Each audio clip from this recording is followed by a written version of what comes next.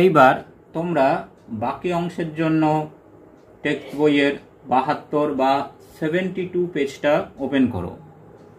দেখো সেখানে বলছে ডেজ ওয়েন্ট বাই, এইভাবে দিন কাটতে লাগলো। One morning the king came into Alicia's room, একদিন সকালে রাজা অ্যালিসিয়ার ঘরে এলেন। He was sighing heavily and seemed low spirited, তিনি খুব দীর্ঘশ্বাস ফেলছিলেন এবং তাকে দেখে মনে হচ্ছিল তিনি মন মরা হয়ে আছেন। He sat down miserably leaning his head upon his hand, তিনি দুঃখিত হয়ে বসে পড়লেন হাতের ওপর মাথা নিচু করে রেখে। And his elbow upon the kitchen table, এবং তার কনুই তিনি রাখলেন রান্নাঘরের টেবিলের ওপর। Alicia asked, what is the matter papa? Alicia জিজ্ঞেস করলো, কি হয়েছে বাবা? I am extremely poor my child, the king replied, রাজা উত্তর দিলেন, আমি আজ চরম দরিদ্র আমার বাছা। Have you no money at all papa? Alicia enquired, Alicia প্রশ্ন করল, তোমার কাছে কি কোনো টাকা পয়সা নেই বাবা? নান মাই চাইল্ড, রাজা উত্তর দিলেন, না বাছা, কিছুই নেই।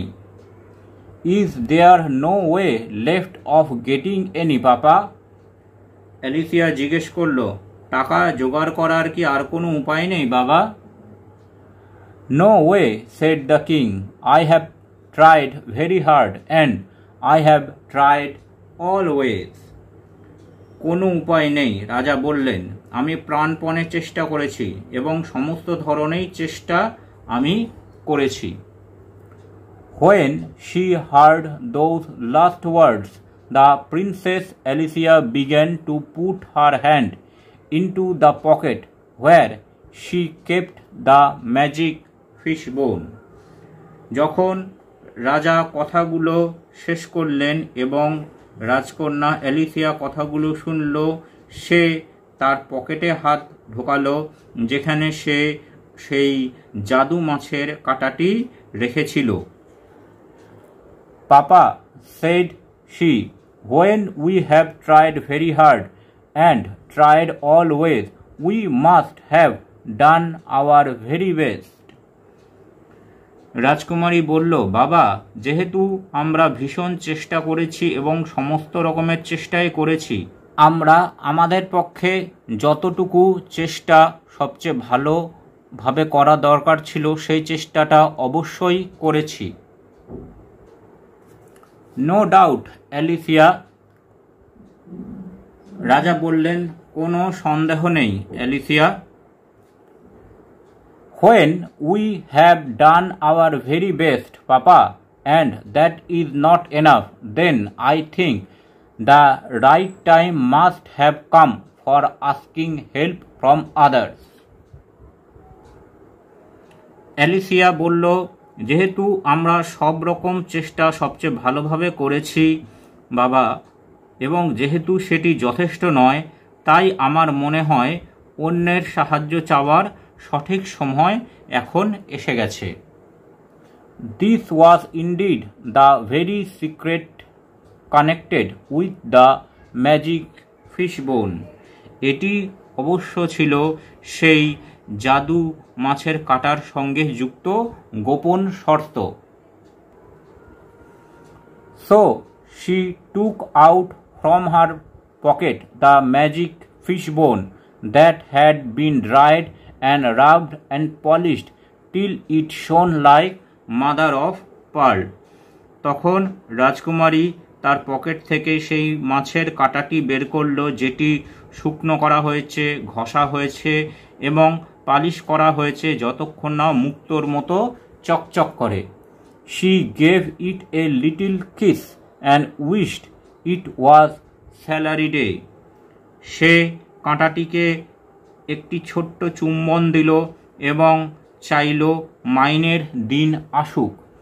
and immediately the king's salary came rattling down the chimney and bounced into the middle of the floor. আর ঠিক তখনই রাজার মাইনে বা বেতন চিমনি দিয়ে ঝনঝন শব্দ করে নামতে লাগলো এবং মেঝের মাঝে সেই বেতনটি পড়ে লাফিয়ে উঠল।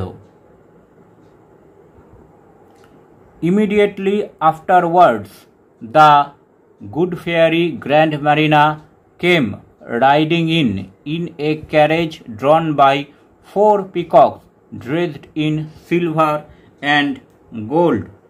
ঠিক সেই সময় ভালো পরী গ্র্যান্ড ম্যারিনা এলেন 4টি ময়ূরে টানা একটি গাড়িতে চেপে রূপলি ও সোনালি পোশাক পরে।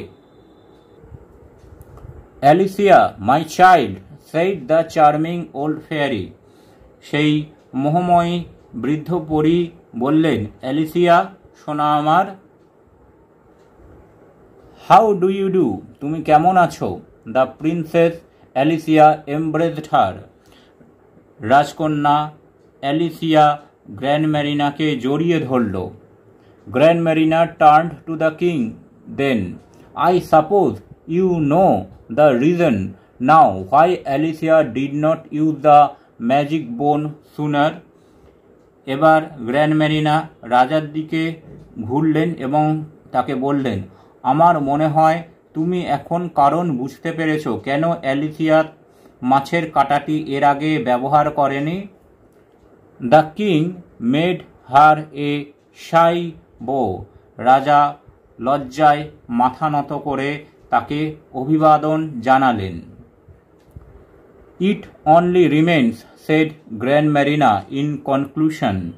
গ্র্যান্ড ম্যারিনা কথা সমাপ্ত করে বললেন, এখন কেবল বাকি রইল to make an end to the fish bone, ওই মাছের কাঁটাটিকে শেষ করে ফেলা।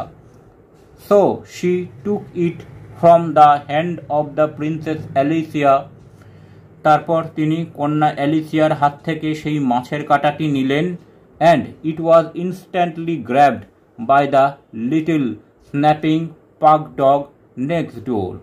ঠিক তখনই পাশের বাড়ির কামড়ানো স্বভাবের কুকুরটি ওই কাঁটাটি ধরে খেয়ে ফেলল।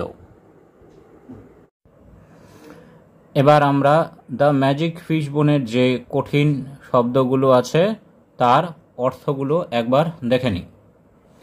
সেভারেল মানে কয়েকটি, ফিশ মঙ্গার মানে মাছ বিক্রেতা, লুকড আফটার মানে দেখাশোনা করা, পাউন্ড ওজন মাপার একক, প্রাইভেট প্রাইভেট মানে নিজের বা ব্যক্তিগত, প্রসিডেড প্রসিডেড মানে এগিয়ে যাওয়া, প্রফেশন প্রফেশন মানে পেশা, এরান্ড বয় মানে হচ্ছে কাজের ছেলে বা ফাইস ফরমাস খাটে এরকম ছেলে, গভর্নমেন্ট মানে সরকার, এনকোয়ার্ড মানে জিজ্ঞাসা করা, ট্রটিং মানে দ্রুত পায়ে হাঁটা,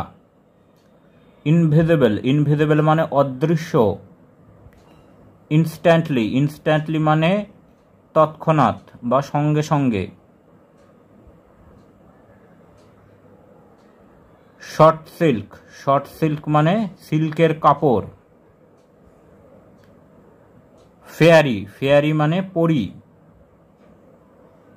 ফ্ল্যাশড মানে হঠাৎ, ইনভাইট মানে আমন্ত্রণ, থট মানে চিন্তা, রাব মানে ঘষা,